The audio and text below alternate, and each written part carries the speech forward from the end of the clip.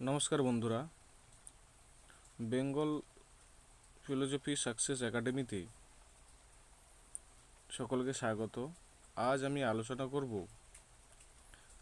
অ্যারিস্টটলের দর্শন সম্পর্কিত কতগুলো এমসিকিউ প্রশ্ন উত্তর সহ তার ব্যাখ্যা।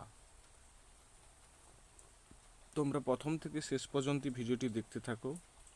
এই প্রশ্নগুলো অত্যন্ত উন্নত মানের, যেগুলো আসন্ন এসএলএসটি পরীক্ষা এবং নেট সেটের জন্য খুব গুরুত্বপূর্ণ। তোমরা নিজেরা দেখো যে নিজেরা কতগুলো প্রশ্নের উত্তর সঠিক দিতে পারছো। প্রথম প্রশ্ন, অ্যারিস্টটলের মতে নিম্নের কোন বক্তব্যটি সাবস্ট্যান্স তথা দ্রব্য এর প্রকৃত স্বরূপকে সর্বাধিক যথার্থভাবে প্রকাশ করে? অপশানে রয়েছে সাবস্ট্যান্স কেবল ইউনিভার্সাল, সাবস্ট্যান্স কেবল পার্টিকুলার, সাবস্ট্যান্স হলো ইউনিভার্সাল ও পার্টিকুলারের অবিচ্ছেদ্য এক্য, যার বাস্তব রূপ হলো ব্যক্তি। পরবর্তী অপশানে রয়েছে সাবস্ট্যান্স কেবল মানসিক ধারণা। সঠিক উত্তর হলো সাবস্ট্যান্স হলো ইউনিভার্সাল ও পার্টিকুলারের অবিচ্ছেদ্য এক্য, যার বাস্তব রূপ ব্যক্তি। তার কারণ হলো অ্যারিস্টটলের মত অনুসারে দ্রব্য হলো সামান্য এবং বিশেষের এক অবিচ্ছেদ্য এক্য, এবং যার প্রকাশ হলো বাস্তব ব্যক্তি বা ব্যক্তির মধ্যে দিয়ে সেই সামান্যটা প্রকাশিত হয়। তিনি প্লেটোর মতো করে ইউনিভার্সালকে পৃথক জগৎ স্বীকার করেননি এবং তার মধ্য দিয়ে তিনি তাকে ব্যক্ত করেননি। তার মত অনুসারে, অর্থাৎ অ্যারিস্টটলের মত অনুসারে, ব্যক্তি হলো প্রকৃত বাস্তব। এখানে অপশন এতে যেটা বলা হয়েছে, ইউনিভার্সাল একা সাবস্টেন্স নয়। ইউনিভার্সালকে কিন্তু একাকে কেবল সাবস্টেন্স বলা হয়েছে অপশন এতে, কিন্তু ইউনিভার্সাল তো একা সাবস্টেন্স নয়। অপশন বিতে বলা হচ্ছে সাবস্টেন্স কেবল পার্টিকুলার, কিন্তু দেখো পার্টিকুলার একা সাবস্টেন্স নয়, তার সঙ্গে তো ফর্মও যুক্ত হতে হয়। আর অপশন সিতে বলা হয়েছে সাবস্টেন্স কেবল মানসিক ধারণা। হ্যাঁ, অ্যারিস্টটলের মত অনুসারে সাবস্টেন্স মানসিক ধারণা নয়, সেটা হচ্ছে একটা বাস্তব সত্তা। এই কারণে অপশান সি হলো যথার্থ উত্তর এই প্রশ্নের। পরবর্তী প্রশ্ন, নিম্নের কোন গ্রন্থটি অর্গানান এর অন্তর্ভুক্ত হলেও প্রত্যক্ষভাবে অবরহমূলক যুক্তির বিশ্লেষণের জন্য সর্বাধিক গুরুত্বপূর্ণ? কি বলেছে প্রশ্নটি বলেছে নিম্নের কোন গ্রন্থটি অর্গানানের অন্তর্ভুক্ত হলেও, অর্থাৎ নিচে কতগুলো গ্রন্থের নাম দেয়া আছে, সেই গ্রন্থের নামগুলোর মধ্যে কোনটা অর্গানানের অন্তর্ভুক্ত হলেও কিন্তু সেটা প্রত্যক্ষভাবে অবরহমূলক যুক্তির বিশ্লেষণের জন্য সর্বাধিক গুরুত্বপূর্ণ।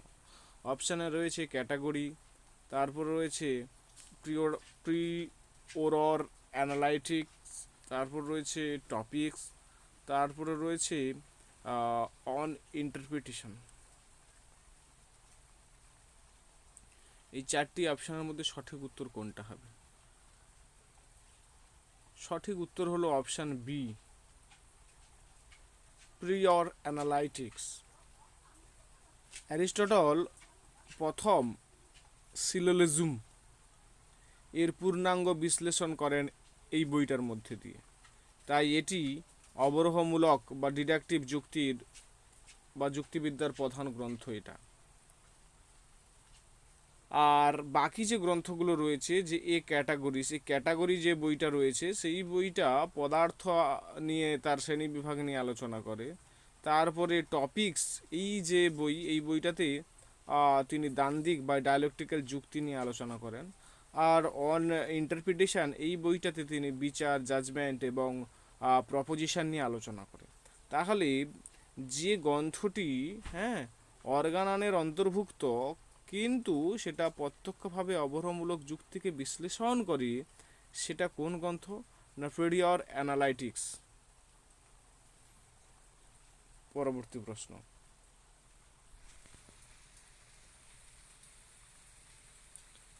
নিম্নের বিবৃতিগুলি বিবেচনা করো। কি বলা হয়েছে না, অ্যারিস্টটল ইউনিভার্সালের অস্তিত্ব সম্পূর্ণ অস্বীকার করে। তারপরে ইউনিভার্সাল ব্যক্তি বস্তুর মধ্যে নিহিত, ইন্ডিভিজুয়ালি প্রাইমারি সাবস্ট্যান্স।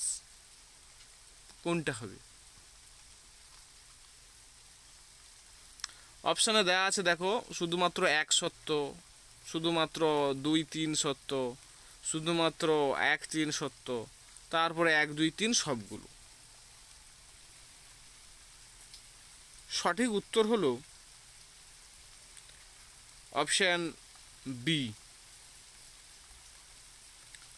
অর্থাৎ 2 এবং 3 সত্য। দেখো অ্যারিস্টটল কিন্তু ইউনিভার্সাল অস্বীকার করেনি, সে কিন্তু ইউনিভার্সালকে মানে। আর অপশান একদম এক নম্বর দাগে কি বলা হয়েছে দেখো, অ্যারিস্টটল ইউনিভার্সালের অস্তিত্ব সম্পূর্ণ অস্বীকার করে। অ্যারিস্টটল কি ইউনিভার্সালকে অস্বীকার করে? না, করে না। তিনি কি বলেন যে ইউনিভার্সালও রয়েছে, বিশেষও রয়েছে, কিন্তু এই দুটো মিলিতভাবে রয়েছে, সেটা হচ্ছে ব্যক্তি। তাহলে এই যে প্রথমে যে কথাটা বলেছে সেটা ভুল কথা।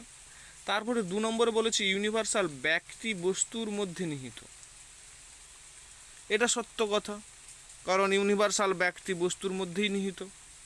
তারপরে বলেছে ইন্ডিভিজুয়ালি প্রাইমারি সাবস্ট্যান্স, এটাও সত্য কথা, কারণ ইন্ডিভিজুয়ালকে বা ব্যক্তিকেই তিনি হচ্ছে প্রাইমারি সাবস্ট্যান্স বলেছে। তাহলে সঠিক উত্তর কোনটা হবে না, 2 আর 3 সেটা সত্য, তাহলে এটাই সঠিক হবে। 1 তো ভুল হলো, তাহলে সঠিক উত্তর কোনটা হবে? সঠিক উত্তর হবে অপশান বি, শুধুমাত্র 2 এবং 3।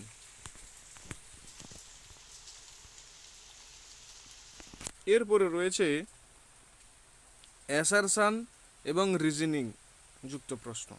সেখানে কি বলেছে? সেখানে বলেছে অ্যারিস্টটলের মতে ফাইনাল কজ ছাড়া কোনো বস্তুর পূর্ণ ব্যাখ্যা সম্ভব নয়। কি বলেছে না, ফাইনাল কজ ছাড়া কোনো বস্তুর পূর্ণ ব্যাখ্যা সম্ভব হয় না।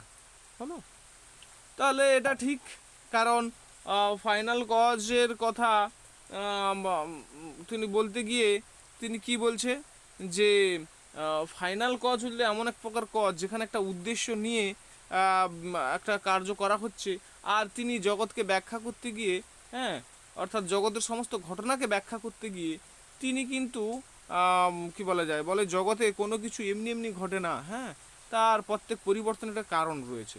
তাহলে দেখো এইখানে অ্যারিস্টটলের মতে ফাইনাল কজ ছাড়া, হ্যাঁ, কোনো বস্তুর পূর্ণ ব্যাখ্যা সম্ভব নয়, এটা সত্য কথা। রিজন কি দিয়েছে?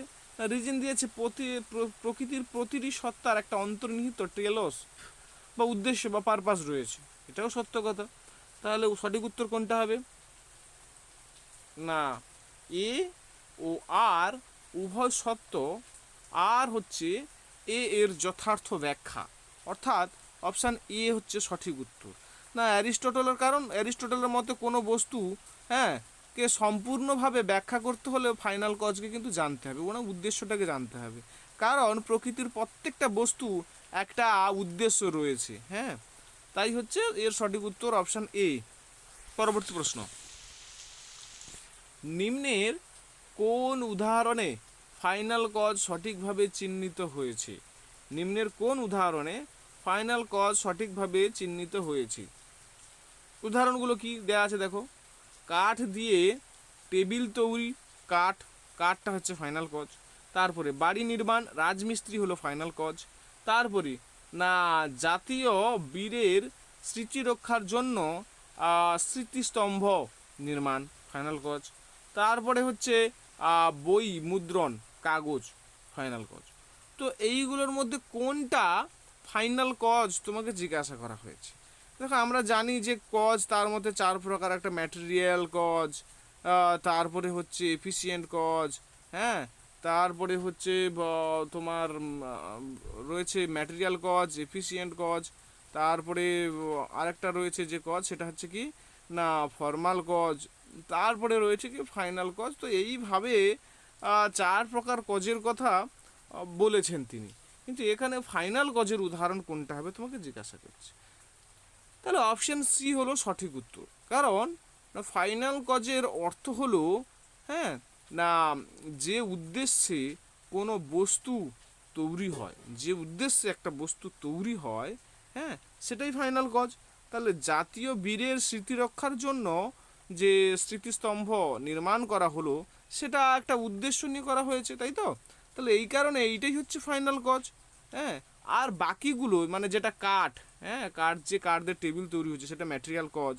তারপরে বাড়ি নির্মাণের ক্ষেত্রে রাজমিস্ত্রি সে এফিসিয়েন্ট কজ বা নিমিত্ত কারণ, তাই তো? আর যেই কাগজ, হ্যাঁ, কাগজ দিয়ে হচ্ছে যে মানে কি বলা যায় বই যে তৈরি হয়েছে কাগজ দিয়ে, সেটা হচ্ছে কি, সেটাও ম্যাটেরিয়াল কজ। তাহলে সঠিক উত্তর কোনটা হবে?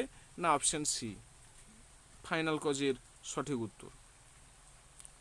পরবর্তী প্রশ্ন তোমাকে হচ্ছে কি না এইটাকে মিল করতে বলছে, ম্যাচ করতে বলছে। হ্যাঁ, সঠিক উত্তরটা তোমাকে ম্যাচ করতে বলছে।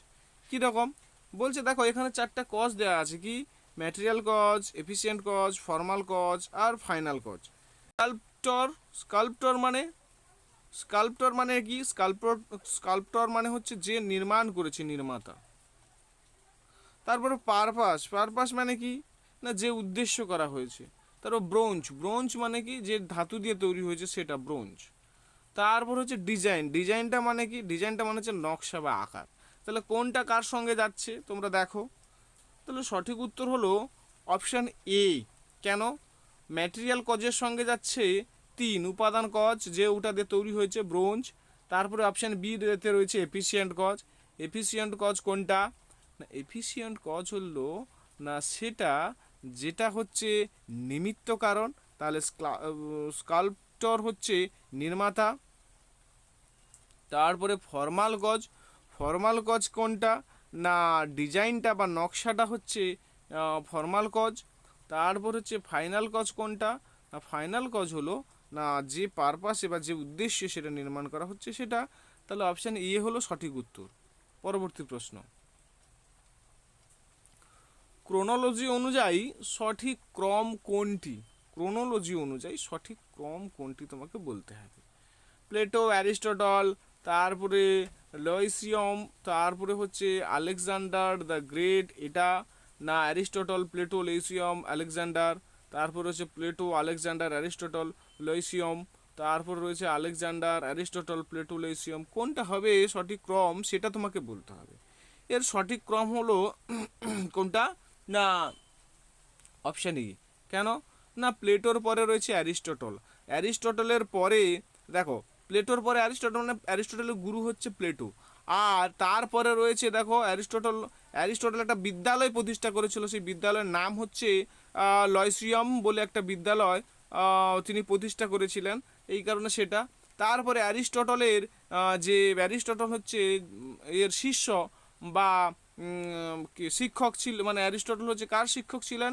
না আলেকজান্ডার দ্য গ্রেটের তিনি হচ্ছে শিক্ষক ছিলেন। তো এই কারণে অপশান ই হলো সঠিক উত্তর। পরবর্তী প্রশ্ন বলা হচ্ছে হাইলোমরফিজম। হ্যাঁ, তো এই মতবাদের আলোকে নিচের কোন বক্তব্যটি সবচেয়ে যথার্থ? হ্যাঁ, তো সেইটা তোমাকে অপশানে দেওয়া আছে ম্যাটার ও ফর্ম সম্পূর্ণ স্বাধীন সত্তা। তারপর বলছে ফর্মই একমাত্র বাস্তব। তারপর বলছে ম্যাটার সম্ভাবনা বহন করে এবং ফর্ম সেই সম্ভাবনাকে বাস্তবে রূপ দেয়। তারপরে বলছে ম্যাটার কখনো ফর্ম গ্রহণ করতে পারে না। দেখো এইখানে 8 নম্বর দাগের প্রশ্নে বলা হচ্ছে যে হাইলোমরফিজম এই মতবাদটা কোনটা, এর ব্যাখ্যাটা কোনটা যথার্থ সব থেকে? না এর সঠিক উত্তর হলো যে অপশান সি হলো যথার্থ। কারণ ম্যাটার হচ্ছে সম্ভাবনা বহন করে এবং ফর্ম হচ্ছে সেই সম্ভাবনাকে বাস্তব রূপ দেয়। এইখানে যদি আমরা হাইলোমরফিজম এই শব্দটিকে যদি মানে বিশ্লেষণ করি তাহলে দুটো শব্দ পাবো। একটা হাইলের মানে হচ্ছে ম্যাটার, আর মরফে যেটার মানে হলো ফর্ম। হ্যাঁ, তাহলে হাইলে মরফে এইটা মানে হচ্ছে কি না ম্যাটার আর ফর্ম। তাহলে ম্যাটারটা হচ্ছে সম্ভাবনা বা পোটেনশিয়ালিটি, যেটা সম্ভাবনা বহন করে, আর ফর্ম হচ্ছে সেই সম্ভাবনাকে কি করে না বাস্তব রূপ দেয় বা অ্যাকচুয়ালিটিতে রূপান্তরিত করে। তাহলে অ্যারিস্টটলের মত অনুসারে এটাই হচ্ছে যথার্থ, অপশান সি। পরবর্তী প্রশ্ন, নিম্নের কোন বক্তব্যটি অ্যারিস্টটলের পোটেনশিয়ালিটি অ্যাকচুয়ালিটি তত্ত্বের সঙ্গে অসামঞ্জস্যপূর্ণ? প্রশ্নগুলো যদি ভালো লেগে থাকে, ব্যাখ্যাগুলো যদি ভালো লেগে থাকে, অবশ্যই চ্যানেলটা সাবস্ক্রাইব করবে, আমাকে ফলো করবে এবং একটা লাইক এবং কমেন্ট করে দেবে, এবং নিজেরা কমেন্টে জানাবে যে তোমরা নিজেরা কতগুলো প্রশ্নের উত্তর সঠিক দিতে পারছো, সেটা অবশ্যই জানাবে। তাহলে দেখো, এই প্রশ্নে বলা হয়েছে নিম্নের কোন বক্তব্যটি অ্যারিস্টটলের পোটেনশিয়ালিটি অ্যাকচুয়ালিটি তত্ত্বের সঙ্গে অসামঞ্জস্যপূর্ণ বলেছে। ক্লিয়ার? কি কি আছে অপশানে? না বীজের মধ্যে গাছ হওয়ার সম্ভাবনা নিহিত থাকে, তারপরে বলেছে অ্যাকচুয়ালিটি হলো পোটেনশিয়ালিটির পূর্ণ বিকাশ, হ্যাঁ, তারপরে বলছে যে ফর্ম অ্যাকচুয়ালিটির নীতি, তারপরে বলছে পোটেনশিয়ালিটি ও অ্যাকচুয়ালিটি পরস্পর সম্পূর্ণ বিচ্ছিন্ন ও সম্পর্কহীন। আমাকে অসম্পূর্ণটা খুঁজে বের করতে বলছে। তাহলে অপশান ডি হলো যথার্থ। হ্যাঁ, কেন না পোটেনশিয়ালিটি ও অ্যাকচুয়ালিটি পরস্পরের সঙ্গে কিন্তু নিবিড়ভাবে সম্পর্কযুক্ত। ওকে, কারণ পোটেনশিয়ালিটি থেকেই অ্যাকচুয়ালিটির বিকাশ ঘটে, কিন্তু এখানে সেটা বলছে না, এই কারণে এইটা হচ্ছে উত্তর প্রশ্ন অনুসারে। পরবর্তী প্রশ্ন বলছে নিচের কোন বক্তব্যটি প্লেটোর ধারণাবাদের বিরুদ্ধে অ্যারিস্টটলের সবচেয়ে মৌলিক আপত্তিকে প্রকাশ করে? অপশানে রয়েছে ইউনিভার্সালের অস্তিত্ব নেই, তারপরে বলা হচ্ছে কি পৃথক আইডিয়া এর জগৎ বাস্তব জগতের পরিবর্তন ও ব্যক্তিসত্তার যথার্থ ব্যাখ্যা দিতে পারে না, তারপরে বলছে যে জ্ঞান কেবল স্মৃতিচারণ, তারপরে বলছে ইন্দ্রিয়জ জ্ঞান সর্বদা ভ্রান্ত। তাহলে আমাকে কোনটা খুঁজতে হবে? না প্লেটোর ধারণাবাদের বিরুদ্ধে অ্যারিস্টটলের সবচেয়ে মৌলিক আপত্তি কোনটা, সেটা তোমাকে খুঁজতে হবে। দেখো, আমরা জানি যে প্লেটো দুটো জগতের কথা স্বীকার করে, অ্যারিস্টটল কিন্তু করে না, এবং প্লেটো যে জগতের কথা স্বীকার করে সেটা অপরিবর্তনীয়, এবং অ্যারিস্টটল যে জগতের কথা বলে সেটা পরিবর্তনশীল। তাহলে সঠিক উত্তর হবে এখানে অপশান বি। হ্যাঁ, কি না পৃথক আইডিয়ার জগৎ বা ধারণার জগৎ বাস্তব জগতের এই যে পরিবর্তন ও ব্যক্তিসত্তার যে যথার্থ ব্যাখ্যা সেটা কিন্তু দিতে পারে না। অ্যারিস্টটলের মতে প্লেটোর পৃথক আইডিয়া বা ধারণার জগৎ বাস্তব জগতের পরিবর্তন ব্যক্তিসত্তা এবং কার্যকারণ সম্পর্কে কিন্তু ব্যাখ্যা করতে পারে না। এই কারণে তিনি অর্থাৎ অ্যারিস্টটল প্লেটোর ধারণাবাদের সমালোচনা করেন এবং তিনি ব্যক্তিভিত্তিক বস্তুবাদ প্রতিষ্ঠা করেন। ক্লিয়ার? এই কারণে 10-এর দাগের সঠিক উত্তর হবে কি না অপশন বি। পরবর্তী প্রশ্ন, অ্যারিস্টটলের মতে নিম্নের কোন উক্তিটি প্রাইমারি সাবস্ট্যান্সের প্রকৃত অর্থ প্রকাশ করে? প্রাইমারি সাবস্ট্যান্সের প্রকৃত অর্থ প্রকাশ করে কোনটা? না ইউনিভার্সাল হচ্ছে primary substance, individually primary substance, universal তার মধ্যে নিহিত, তারপরে বলছে ফর্মই প্রাইমারি সাবস্ট্যান্স, তারপরে বলছে ম্যাটারই প্রাইমারি সাবস্ট্যান্স। প্রাইমারি সাবস্ট্যান্স মুখ্য দ্রব্য কোনটা? অ্যারিস্টটলের মত অনুসারে মুখ্য দ্রব্য কোনটা? না অ্যারিস্টটলের মতে প্রাইমারি সাবস্ট্যান্স বা মুখ্য দ্রব্য হচ্ছে প্রথম দ্রব্য, সেটা কি না ইন্ডিভিজুয়াল ব্যক্তিকে, যেমন সক্রেটিস, রাম, ঘোড়া ইত্যাদি হচ্ছে কি না এগুলো হচ্ছে প্রকৃত বাস্তব, এই ইন্ডিভিজুয়ালকেই তিনি হচ্ছে প্রাইমারি সাবস্ট্যান্স বলছে। তো এবার অপশান এতে দেখো কি বলেছিল যে ইউনিভার্সালই হচ্ছে প্রাইমারি সাবস্টেন্স, কিন্তু ইউনিভার্সাল তো প্রাইমারি সাবস্টেন্স নয়, ইউনিভার্সাল অ্যারিস্টটলের মত অনুসারে সেটা কি সেকেন্ডারি সাবস্টেন্স। তারপরে অপশান বিতে যেটা বলেছে সেটা তো সঠিক উত্তর বলেছে, আর অপশান সিতে কি বলেছে না ফর্মই প্রাইমারি সাবস্টেন্স, ফর্মকে প্রাইমারি সাবস্টেন্স বলছে, কিন্তু ফর্ম তো প্রাইমারি সাবস্টেন্স নয়, বরং কি না হচ্ছে সাবস্টেন্সের একটি উপাদান মাত্র। ফর্মটা কি সাবস্টেন্সের একটা উপাদান মাত্র। আর ডিতে বলা হয়েছিল ম্যাটারই হচ্ছে প্রাইমারি সাবস্টেন্স। দেখো এটি কিন্তু সাবস্টেন্সের একটা অংশ, কিন্তু সাবস্টেন্স নয়, তাহলে সঠিক উত্তর কিন্তু অপশন বি। পরবর্তী প্রশ্ন, নিম্নের কোন গ্রন্থটি অ্যারিস্টটলের নীতিশাস্ত্রের সর্বাধিক প্রামাণ্য গ্রন্থ হিসেবে বিবেচিত হয়? হ্যাঁ, নিম্নের কোন গ্রন্থটি অ্যারিস্টটলের শাস্ত্রের সর্বাধিক প্রামাণ্য গ্রন্থ হিসেবে বিবেচিত হয়? অপশানে রয়েছে পলিটিক্স, তাত্ত্বিক, রিহটোরিক, তারপর রয়েছে কি না নিকোমিকান এথিক্স, তারপর রয়েছে ডি অ্যানিমা। তাহলে সঠিক উত্তর এখানে হবে না নিকোমিকান এথিক্স। না কেন? না অ্যারিস্টটলের সর্বাধিক গুরুত্বপূর্ণ নীতিশাস্ত্রের গ্রন্থ হলো এটি। তবে এতে তিনি ভার্চু, তারপরে গোল্ডেন মেইন, হ্যাঁ, তারপরে হ্যাপিনেস অর্থাৎ ইউডোমোনিয়া, মানে এইগুলো নিয়ে কিন্তু তিনি আলোচনা করেছে। তাহলে সঠিক উত্তর হলো অপশান সি। পরবর্তী প্রশ্ন, নিম্নের বিবৃতিগুলো বিবেচনা করো। নিম্নে যে বিবৃতিগুলো রয়েছে সেটা বিবেচনা তোমাকে করতে হবে, কোনটা ঠিক কোনটা ভুল। প্রথম বলছে যে ম্যাটার হলো পোটেনশিয়ালিটির নীতি। ম্যাটার হচ্ছে পোটেনশিয়ালিটির নীতি। হ্যাঁ, ম্যাটারটা কি সম্ভাবনা, তো তাহলে পোটেনশিয়ালিটির নীতি। তারপরে ফর্ম হলো অ্যাকচুয়ালিটির নীতি, বা এটাও ঠিক বলেছে। তারপর ম্যাটার কখনো ফর্ম ছাড়া অস্তিত্ব লাভ করে না। হ্যাঁ, ম্যাটার কখনো ফর্ম ছাড়া অস্তিত্ব লাভ করে না, এটাও হচ্ছে ঠিক। তাহলে সঠিক উত্তর কোনটা হলো? সঠিক উত্তর হলো অপশান সি, 1, 2 ও 3, এইটা হচ্ছে সঠিক। হ্যাঁ, তারপরে প্রশ্ন বলা হয়েছে, দেখো অ্যাসারশন রিজনিং নিয়ে একটা প্রশ্ন দেওয়া হয়েছে। কি বলছে না অ্যারিস্টটল প্লেটোর ইউনিভার্সাল স্বীকার করেন। অ্যারিস্টটল হচ্ছে প্লেটোর ইউনিভার্সাল স্বীকার করেন। রিজন কি না কিন্তু তিনি ইউনিভার্সালের পৃথক অস্তিত্ব, স্বাধীন অস্তিত্ব অস্বীকার করেন। হ্যাঁ, ঠিকই কথা বলেছে। প্লেটোর বা যে সামান্যকে তিনি স্বীকার করেন, কিন্তু সেই সামান্যর জন্য আলাদা জগৎ তিনি স্বীকার করেন না। তাহলে অপশান এ সঠিক উত্তর, যেখানে বলা হচ্ছে এ আর আর উভয় সত্য, আর হচ্ছে এর যথার্থ ব্যাখ্যা। পরবর্তী প্রশ্নে কি বলা হচ্ছে যে একটি বিদ্যালয় ভবন নির্মাণের ক্ষেত্রে ফর্মাল কজ কোনটি? না ইট, বালি, সিমেন্ট, তারপরে কৌশলীর নকশা, হ্যাঁ, তারপরে বলা হচ্ছে নির্মাণ শ্রমিক, যারা নির্মাণ করছে সেই শ্রমিকরা, তারপরে বলা হচ্ছে শিক্ষা প্রদান। দেখো এখানে সঠিক উত্তর হবে না প্রকৌশলীর নকশা, অর্থাৎ সেই বিল্ডিংটা বা ভবনটা যে তৈরি হবে তার নকশাটাই হচ্ছে কি না তার ফর্মাল কজ। বিদ্যালয় ভবনে তাহলে ফর্মাল কজ কোনটা? না ফর্মাল কজ হলো কি স্থাপত্য নকশা বা ডিজাইন। কারণ ফর্মাল কজে বস্তুর সার ধর্ম বা এসেন্স বা গঠন রূপ নির্দেশ করা হয়। হ্যাঁ, এই কারণে সঠিক উত্তর হলো অপশান বি। পরবর্তী প্রশ্ন, ম্যাচ দ্য ফলোয়িং, মানে এইটা ম্যাচ করতে বলছে, করে কোনটা সঠিক হবে তোমাকে বলতে বলছে এখানে কতগুলো অ্যারিস্টটলের বইয়ের নাম দেওয়া হয়েছে, কি সেইগুলোর সাথে কোনটা যাচ্ছে তোমাকে মেলাতে হবে।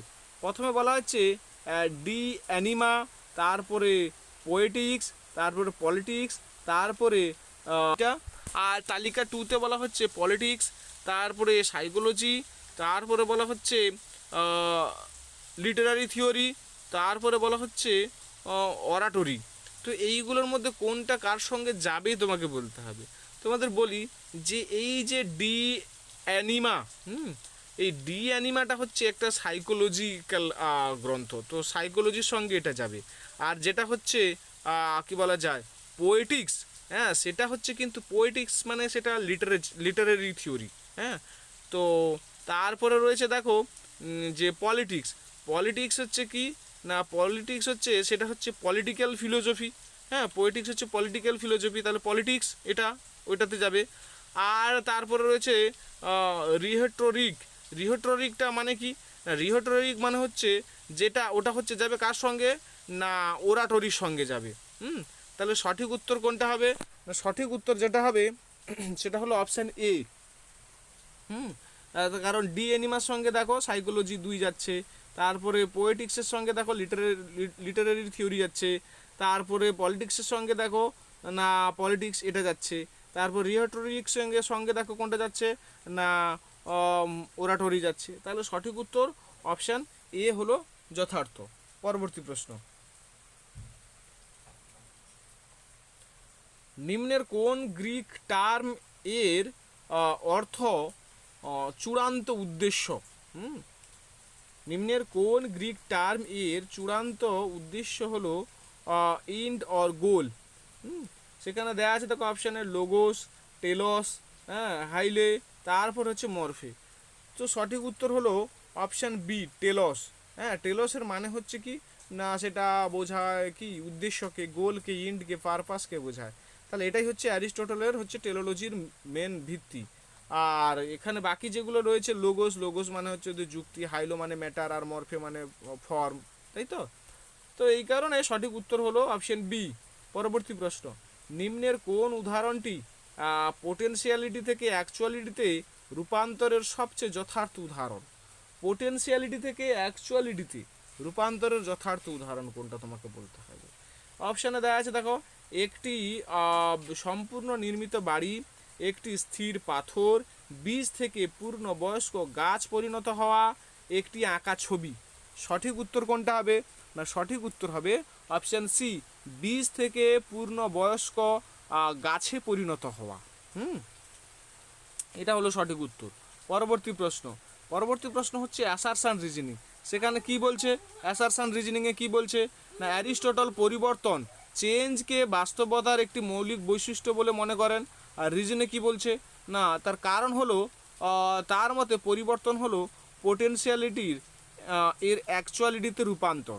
কোনটা সঠিক হবে না, অপশান এ হচ্ছে সঠিক হবে। না কেন না, অ্যারিস্টটল পরিবর্তন বা চেঞ্জকে বাস্তবতার একটি মৌলিক বৈশিষ্ট্য বলে মনে করে। এটা তো সত্যি কথা, ঠিক কথা। তারপরে তার কারণ কি, তার কারণ হচ্ছে পোটেনশিয়ালিটির অ্যাকচুয়ালিটিতে রূপান্তর, সেটাও ঠিক।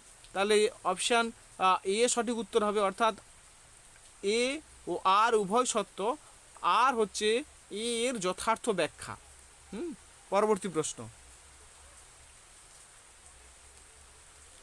নিম্নের কোন বক্তব্যটি অ্যারিস্টটলের কার্যকারণ তত্ত্ব বা থিওরি অফ ফোর কজ এর আলোকে সবচেয়ে যথার্থ? তোমাকে সেটা বলতে হবে।